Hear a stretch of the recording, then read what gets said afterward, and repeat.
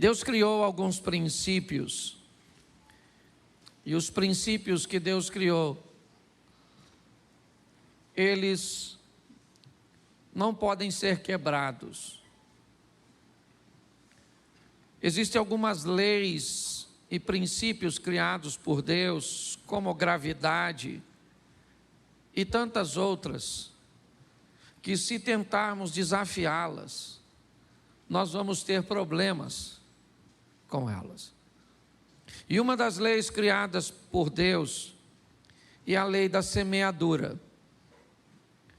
Deus estabeleceu que ações se tornariam sementes.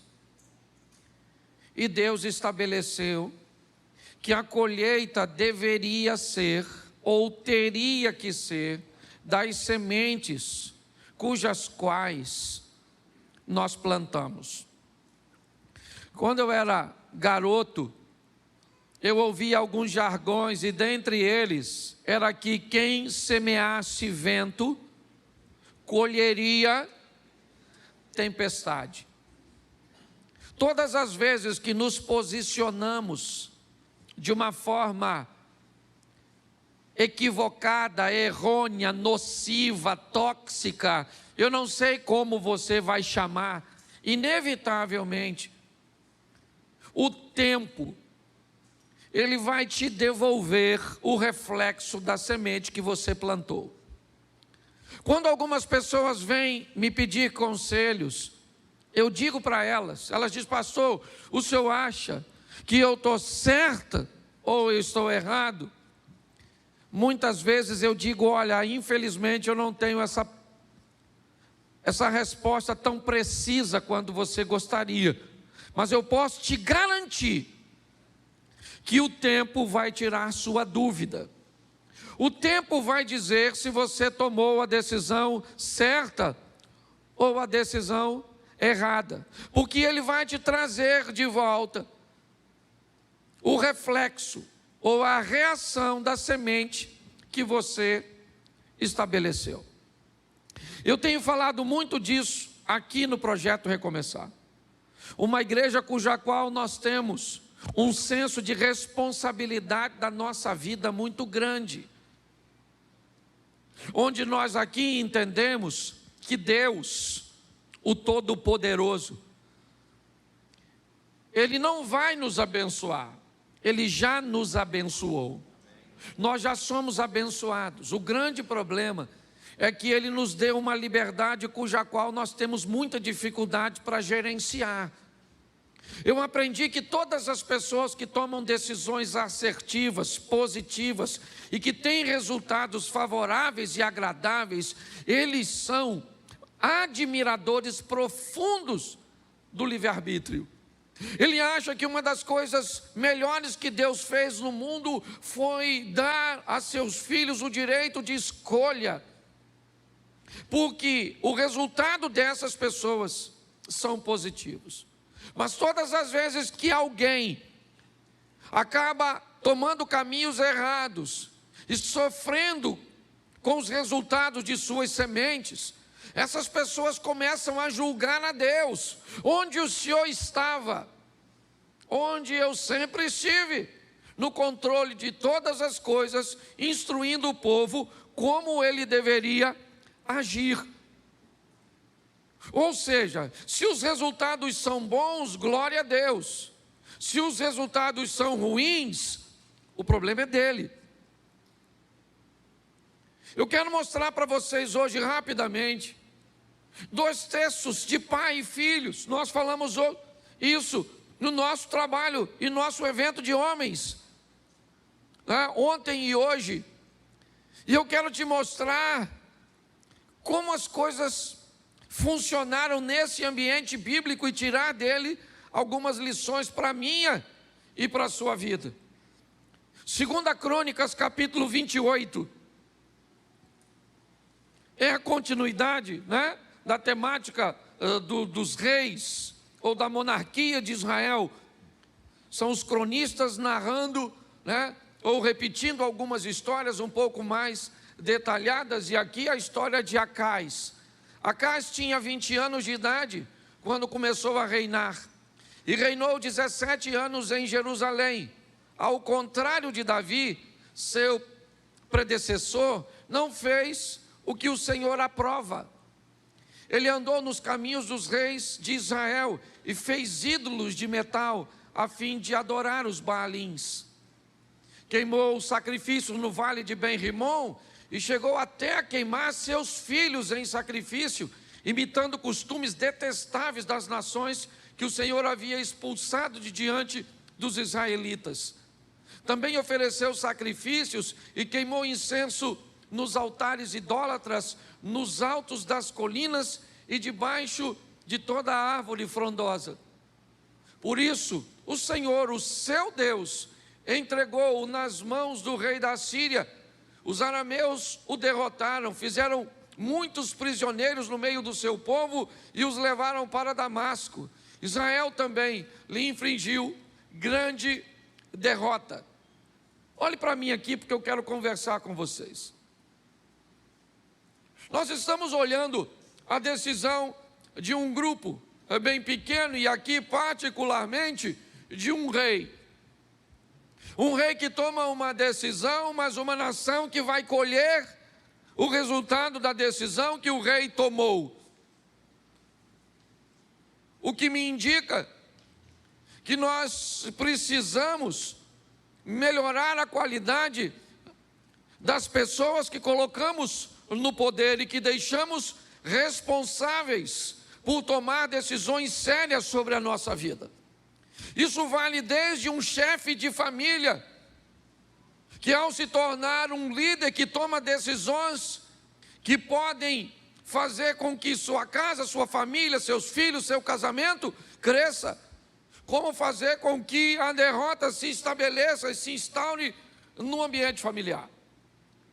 Isso pode ser usado em serviço, como um pastor que gerencia uma comunidade de fé, como um empresário que gerencia e administra um pequeno empreendimento ou grande, ou por que não dizer um ambiente político cujo qual se estabelece uma liderança sobre município, estado, certo? Sobre o país. O que nós estamos vendo é que Acás tinha 20 anos de idade quando ele começa a reinar em Jerusalém.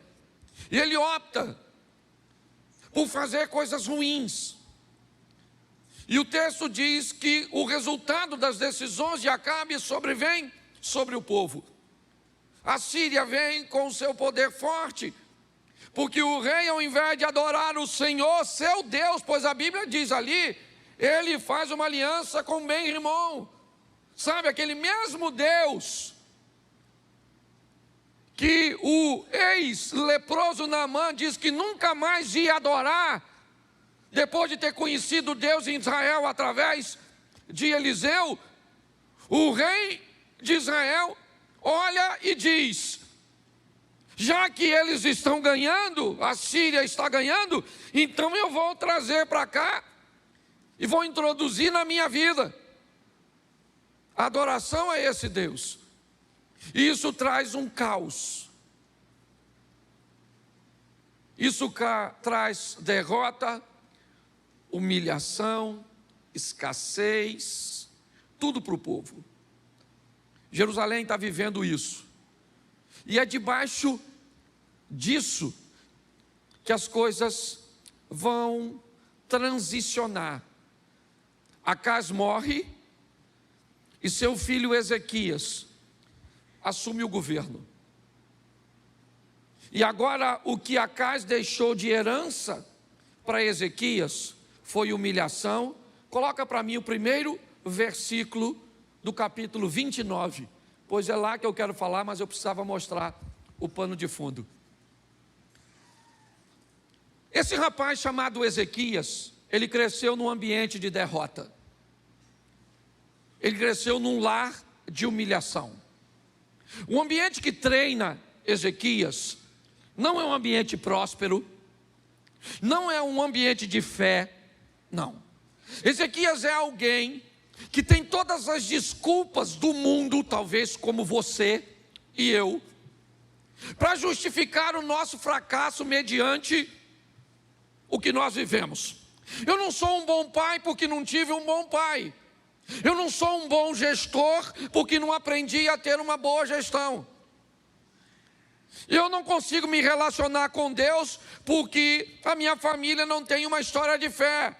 Eu não consigo me manter casado, eu não consigo ser fiel porque na minha casa, de onde eu vim, eu cresci no meio da infidelidade. Quando nós olhamos para as heranças que nos deixaram, talvez elas sejam um forte argumento para que você se ampare, se escore, ok? Utilize como muleta essa desculpa. Ezequias também teria isso. A vida desse camarada tinha tudo para ser um caos. O pai dele morreu, e essa transição de morte de Acais para a gestão de Ezequias não precisa, na verdade, acontecer com a morte. Não, a palavra morte, o teor da palavra morte, quer apenas dizer separação. Nós podemos aplicar isso aqui de uma forma muito clara. Quando eu tenho condições o suficiente para me separar de meu pai, economicamente, me separar de meu pai, né, emocionalmente, quando eu tenho condições de viver a minha própria vida, quando esse cordão umbilical vai ser cortado, como é que eu vou me comportar agora, fora desse ambiente? Me parece que é apenas isso. Aqui Acais morreu, de verdade, Ezequias assume o governo, e um governo da sua própria vida, porque seu pai não está lá mais para ver. E agora, como é que ele age mediante a isso? É isso que eu queria ver com vocês. Por quê? Porque quando eu era apenas um itinerante, eu saía daqui para pregar uma mensagem na Assembleia de Deus da Penha, do pastor Silas Malafaia. E depois eu voltava para casa. E o que eu preguei lá, o efeito na vida dos membros, eu não via. Aí no outro dia, eu saía para pregar na outra igreja, em outro estado, em outro local, em outra denominação. Hoje eu estava aqui, amanhã acolá, e por onde eu passava, o que eu tinha de feedback, de resposta, é apenas: nossa, que palavra boa, que palavra legal, nossa, foi tão divertido, nossa, foi tão instrutivo, nossa, foi tão revelador, mas eu não tinha a mudança de vida.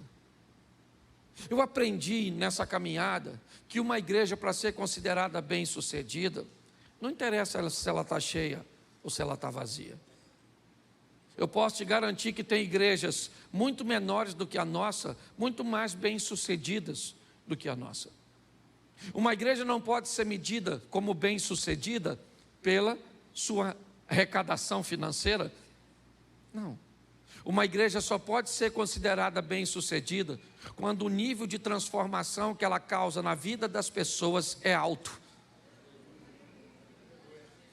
Isso é uma igreja de sucesso. Uma igreja que devolve depois de um culto um marido melhor do que aquele que entrou por aquelas portas, é uma igreja de sucesso. Uma igreja que devolve um filho melhor, um cidadão melhor de volta para a sociedade, um colaborador melhor de volta para a empresa, um cidadão mais consciente de suas responsabilidades para a vida social, alguém que não segrega, alguém que não discrimina. Essa é a nossa função. Quando a igreja consegue levar transformação para as pessoas, isso é uma igreja bem-sucedida. Então olhar e dizer: nossa, a igreja está cheia, já já tem outro culto. Só que o que acontece? Quando eu me tornei pastor de uma igreja, eu comecei então a ter a informação sobre a transformação das pessoas, que eu comecei a pastorear e a lidar com pessoas todos os dias. E aí eu comecei a ficar preocupado. E comecei a me perguntar se por onde eu passava, na verdade, não acontecia a mesma coisa. A gente prega, e o povo não melhora de vida. Do mesmo jeito. Certo? Olha e diz, nossa, que culto bom. Nossa, senti tanta presença de Deus. E mudou o quê? Mudou nada, rapaz. Mudou nada, estamos do mesmo jeito aí, levando a vida. Tem alguma coisa de errado. Sua vida tem que mudar, meu filho. E para ela mudar, o quanto mais rápido você tomar a responsabilidade e as rédeas dela, mais vai ficar fácil para você. Entenda que o maior eu quero ir numa reunião, que eu preciso de um profeta que me fale do futuro. Não venha para a igreja. Procure-se um vidente, com a bola de cristal, turbante. Porque se a Bíblia diz que nós vivemos debaixo de semeadura e colheita, se você quer saber o que você vai viver amanhã, olhe.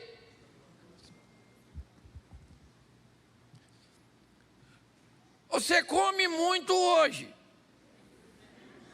emagrece ou engorda amanhã? Nossa, que revelação, agora eu virei profeta.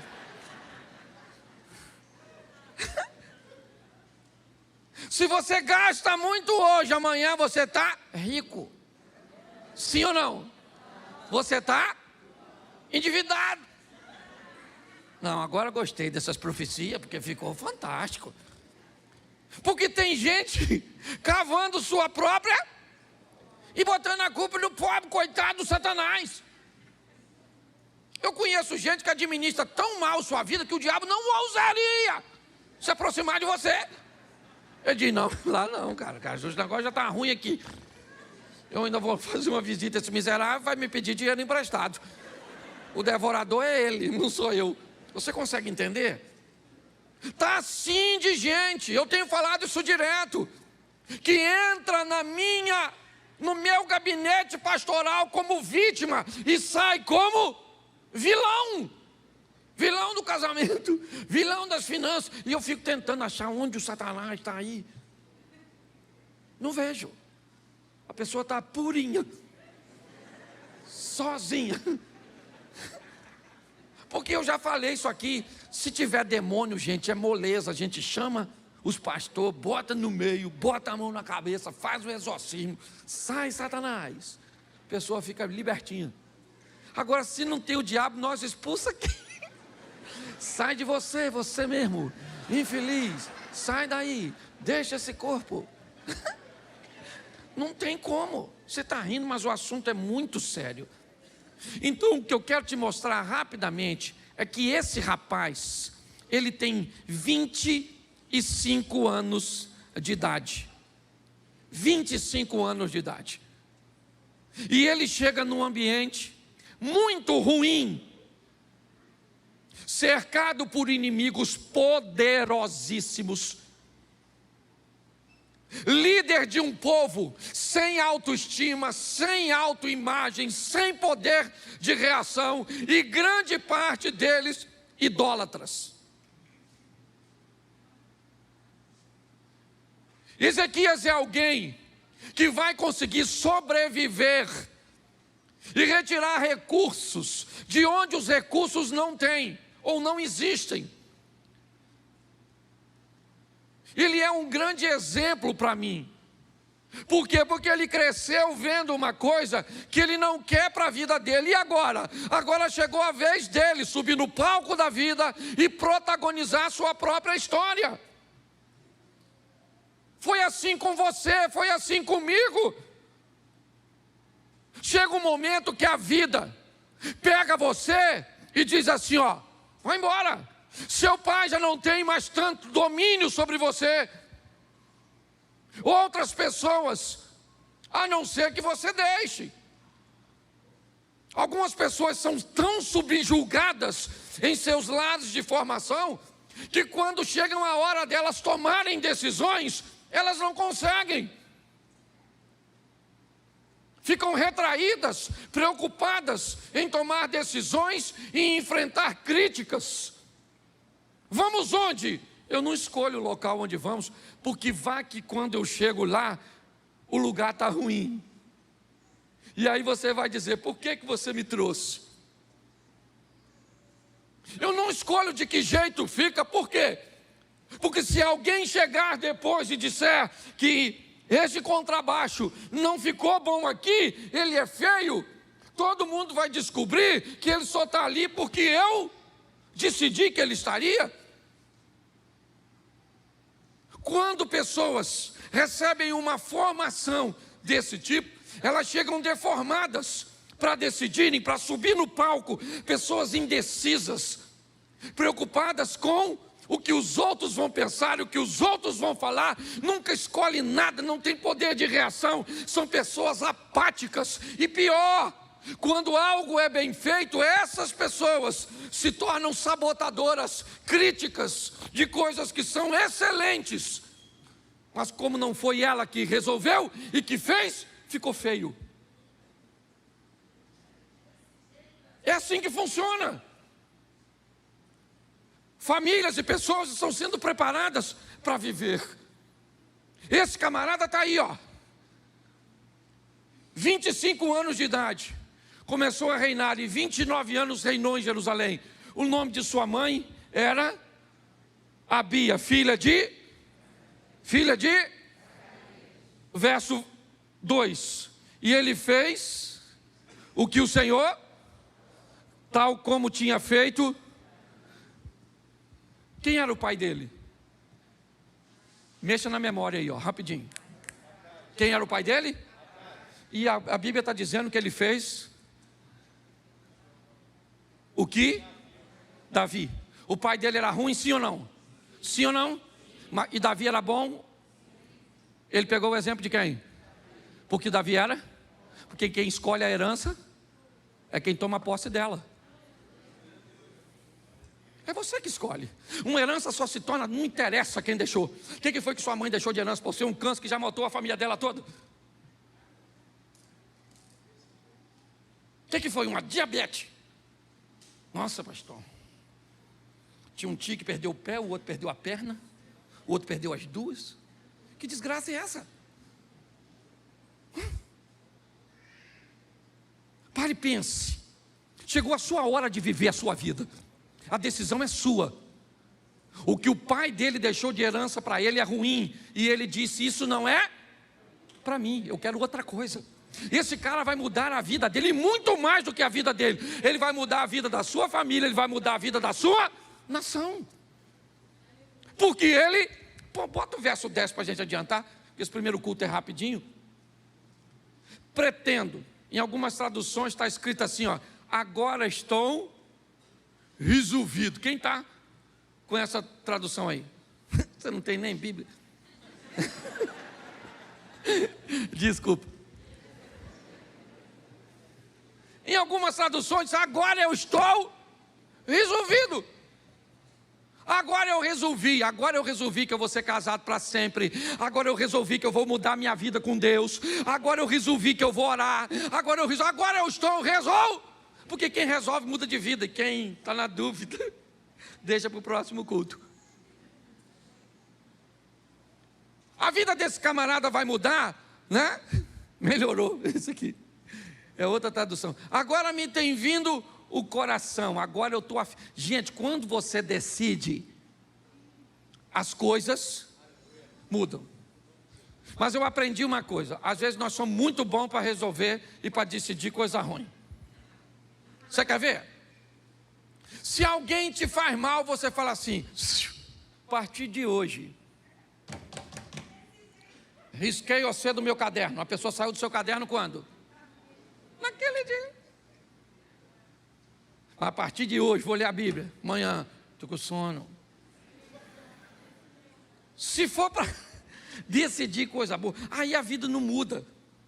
E está assim de gente orando. Gente, por favor, eu sou pastor. A Bíblia diz, orai sem... Ore, meu filho, ore, mas ore de dia, ore de madrugada, ore. Mas deixa eu falar uma coisa para você, oração não muda sua vida.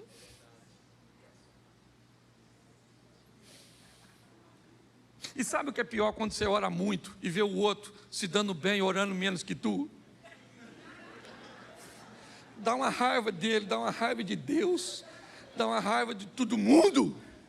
Fica com raiva até do diabo, que nem ora. Porque não é oração que muda a sua vida, é ação, é atitude. Você está entendendo? O que vai mudar a sua vida é o que você faz, e não o que você fala. Esse dia eu estava num evento, achei muito legal o cara falar que é importante você lançar palavras para o seu futuro, porque as palavras são poderosas e mudam o seu futuro. Mas a minha cabeça pensou, eu mudo. O mudo se lascou nessa. Porque o mudo não muda de vida.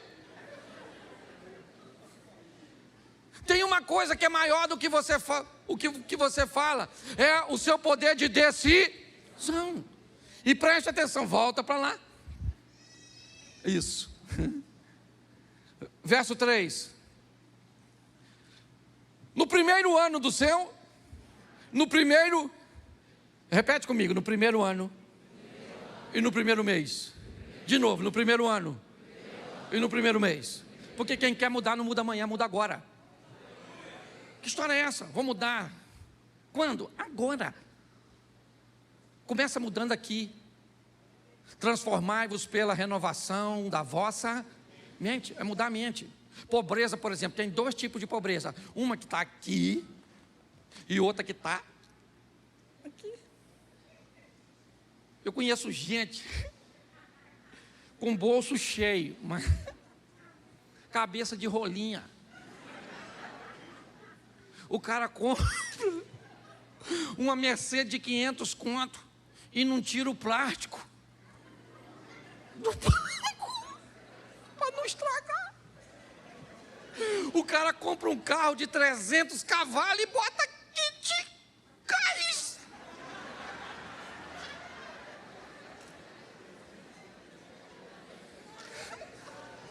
Você perdeu o ânimo de pregar? O bolso dele está cheio, sim ou não? Mas a cabeça é pobre. Já tem gente que não tem nada mas a pessoa é riquíssima de mente. Eu sei que aqui tem gente muito mais assim, e um deles é aquele que vos fala. Essa mulher minha é riquíssima de mente. Dinheiro não tem. Gente rica de mente. Amém? Quando eu olho para esse camarada, eu vejo que ele muda. Quando? Na hora. Sua vida está ruim, quando você tem que mudar? Agora. Qual é o dia mais importante da sua vida? Qual é o momento mais importante? Então, querido, seu casamento muda hoje, muda aqui, muda agora. Sua saúde muda hoje, muda aqui, muda agora. O Brasil muda hoje, muda aqui, muda agora, porque nós lançamos palavra profética sobre ele. Quando nós olhamos para isso, o que ele fez com as portas da casa do Senhor? Ele fez o quê? Ele abriu porque o pai dele quebrou e fechou. Verso seguinte. Trouxe os sacerdotes e os levitas e os ajuntou na praça. Sacerdotes que o pai dele tinha desempregado e ele empregou. O pai de Ezequias apagou uma lâmpada aqui, Ezequias. O pai de Ezequias fechou uma porta aqui, Ezequias. O pai de Ezequias despediu os sacerdotes que Ezequias contratou. Quando? No primeiro ano, Então, uma coisa muito importante é você olhar para a sua vida hoje, seja qual for, emocional, material ou espiritual, e descobrir se ela está no nível que você deseja, ou se o que você tem hoje é uma realidade, mas que ainda não é seu ideal. Pois é você que decide. Se você quer empoderar o diabo, você tem todo o direito. Você tem todo o direito. Você diz o poder que Ele tem sobre a sua vida. Pastor, mas isso é possível? A Bíblia diz que era possível fazer isso com Jesus. A Bíblia diz que quando Jesus entrava na cidade de Nazaré, Ele não podia fazer muitos milagres lá. Por que é que Jesus não podia fazer muitos milagres em Nazaré? Porque Nazaré inibia o poder de Jesus? É lógico que não. É porque como Jesus cresceu em Nazaré, para Nazaré muitas pessoas viam Jesus como uma pessoa comum. Jesus era poderoso em qualquer lugar, mas quando Ele estava perto de pessoas que achavam que Ele não tinha poder porque se tornava comum, inevitavelmente ali não podia acontecer muita coisa. É você que determina que poder o Senhor tem na sua vida, na sua casa, nos seus negócios. É você, é um nível de intimidade que você deseja estabelecer com Ele. Ezequias é alguém que o que ele está fazendo é o seguinte: ele olhou para a vida dele e disse: eu não quero isso para mim, e eu não quero isso para o meu povo, para o povo que agora eu me tornei rei. Meu pai morreu. Meu pai hoje vive noutra casa, noutra vida, está separado de mim. Sabe? Hoje eu peguei agora e estou vivendo a minha vida, mesmo que eu more ainda embaixo do mesmo teto, mas chegou a hora de eu assumir a minha responsabilidade. E é isso que ele está fazendo. Ele está fazendo o oposto. Coloca aí, depois você lê em casa, não dá para ler tudo, verso 5. Olha o que ele está dizendo, levitas, ouve levitas. Ó levitas, santificai-vos agora, santificai a casa do Senhor, Deus de vossos, e tirai do santuário, isso, quem levou para o santuário a imundícia? Os pais. O que ele está dizendo é o seguinte: se os nossos pais erraram ou não, seria bom se eles tivessem acertado. Talvez o acerto dele me colocasse numa vantagem, mas isso não foi verdade. Eu cresci numa família disfuncional. Eu cresci num ambiente que não foi tão favorável. Tá bom, querido, tá legal. Você viveu num ambiente de escassez, num ambiente de violência doméstica, num ambiente de abuso sexual. E tá bom. A gente já sabe disso. Isso não é um privilégio só seu, não. Só que passou. Chegou a sua vez de subir no palco da vida, e a caneta que escreve o teu futuro não está na mão do seu pai, está na mão do Senhor dos Exércitos. É isso. Então não adianta. Ezequias olha para isso e ele está dizendo: vamos tirar do santuário. Vamos para o Novo Testamento para ficar fácil de colocar isso. Deus não habita em templo feito por mãos de... Se aqui o santuário que tem imundícia era o templo, hoje o santuário que tem imundícia é a nossa mente. Remova a imundícia. Por quê? Verso 6. Agora ele começa a dizer o motivo. Porque os nossos pais, eles transgrediram. Eles fizeram o que era mal aos olhos do Senhor, nosso Deus, e o deixaram. Desviaram o rosto do tabernáculo do Senhor e lhe viraram as costas. Verso 7.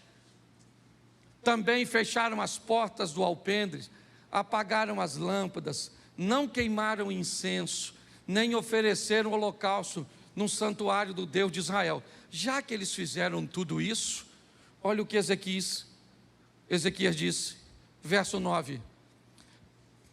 Isso. Volta no 8, por favor, perdão.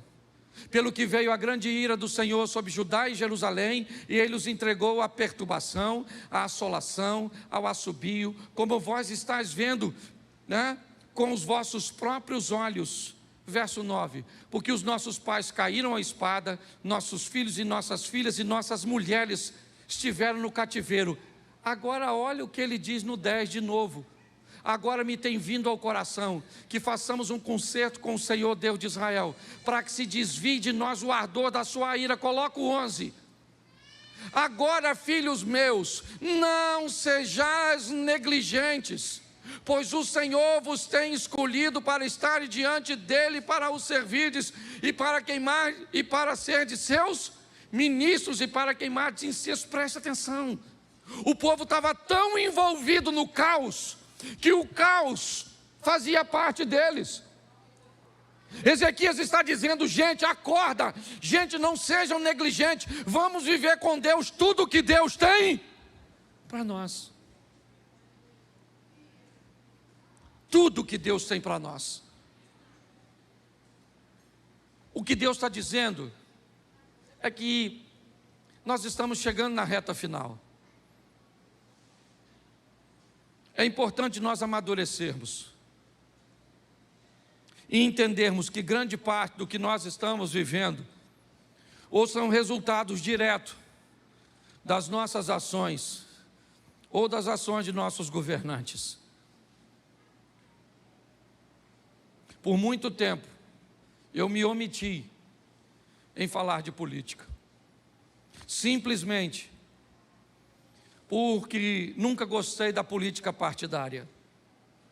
Como sacerdote, eu nunca apreciei muito isso, porque todas as vezes que eu defendo um lado, inevitavelmente eu pareço estar do outro. Mas preste atenção no que eu vou dizer a vocês agora. O que nós vivemos hoje na nossa nação é mais ou menos uma briga de casal. Quando você vai ajudar um casal, você tem que ouvir ambas as partes, focar apenas o defeito de seu cônjuge. Nós não somos tolos. E tem uma coisa que eu luto, é para que não sejamos manipulados. Então escute o que eu vou dizer para vocês agora. É tolo quem diz que a esquerda nunca fez nada de bom. É tolo quem diz que a esquerda é ruim na totalidade. É lógico que não. Sabe quem diz isso? A direita. É como um marido falando mal da mulher. Mas é tolo quem diz que a direita não faz nada de bom. É tolo quem diz que a direita não presta. E sabe quem fala isso? A esposa, a esquerda. Quando nós olhamos para um ambiente, eu queria lembrar você, eu cansei de ouvir ao longo da minha caminhada, de que um cristão não devia falar de política. Ou seja, para eu falar de política, eu tenho que me desviar do evangelho. Que ignorância é essa? Como é que eu não posso falar de algo que eu sou um cidadão? E uma das formas de exercer cidadania é voto, é entendimento, é esclarecimento. Eu cansei de ouvir pessoas dizerem que eu não devo falar de política. É verdade, mas eu nunca vi ninguém dizer para um político que ele não deve se meter nas coisas que acontecem na igreja. Nós estamos vivendo num ambiente de manipulação de mente. E aqui eu não estou defendendo quem está fazendo para lá nem para cá, porque todas as informações que chegam até mim hoje, aliás, eu desafio você que está aí, qualquer um da igreja, reúne 5 coisas que falam de negativas da direita e da esquerda e me entrega, me dá uma semana para eu pesquisar, e eu garanto para você que mais da metade, tanto da acusação que estão fazendo para a esquerda ou para a direita, são mentirosas, porque a sociedade hoje está pautada no interesse que não tem nada a ver com família, tem a ver com grana. Nós estamos mais ou menos no que vimos aqui nesse texto. Alguém que resolve decidir e dizer: eu quero Deus de volta para a minha nação.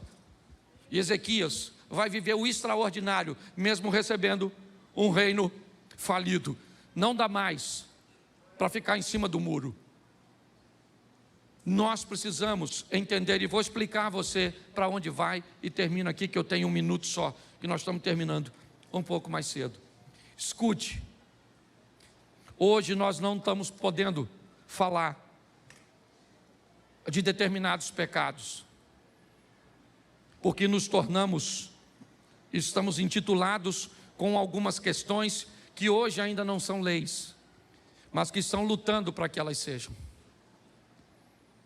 Coisas do tipo homossexualidade, coisas do tipo divórcio, coisas do tipo corrupção e abuso de poder. Eu pergunto a você, para que serve uma igreja que não pode falar contra aquilo que a Bíblia condena como pecado?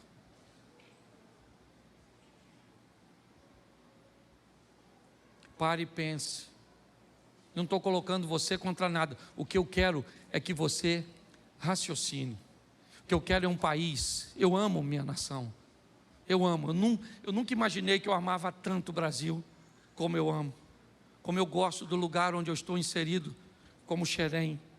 Eu amo. Nós estamos tendo a oportunidade de lutarmos. Pastor, mas está escrito na Bíblia, vai tudo se cumprir. E o que é que a gente pode fazer? Pelo amor de Deus.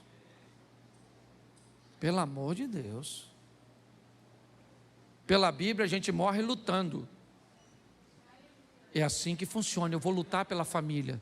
Eu vou lutar pelo meu neto, pelos meus filhos, pela igreja. Eu vou lutar pelos valores bíblicos. É isso. É só isso.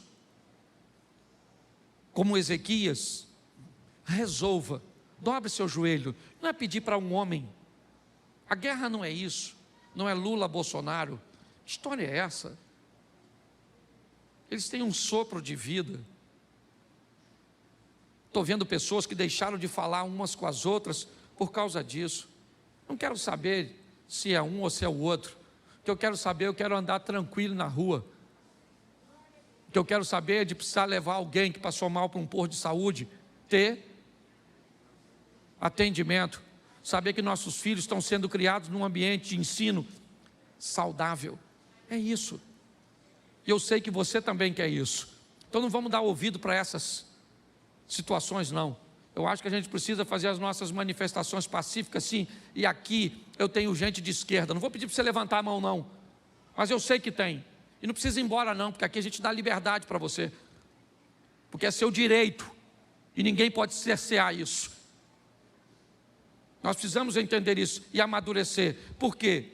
Porque a nossa família é o futuro. Olhe para os países onde a igreja foi erradicada. Se você tem filho, quem aqui está intencionado? Se você tivesse intencionado, tem um filho que quer que ele estude, você quer que ele estude onde? Na Venezuela? Em Cuba? Na China? Na Coreia do Norte? No Canadá você gostaria? Nos Estados Unidos gostaria? Na Inglaterra gostaria? Esse dia uma garotinha falou: pastor, eu quero direitos iguais, socialismo, bolsa da Louis Vuitton e smartphone, Apple. Eu olhei, 25 mil na mãozinha dela, 15 da bolsa, do smartphone. Eu falei: garotinha, nossa, seu discurso não condiz. Mas eu quero dizer e quero terminar aqui. O nosso país, fale quem quiser, a sentença é nossa, porque nós somos a igreja, e a Bíblia diz que o que a igreja liga na terra é ligado no céu. Então fica de pé, porque o nosso país pertence a Jesus. Isso.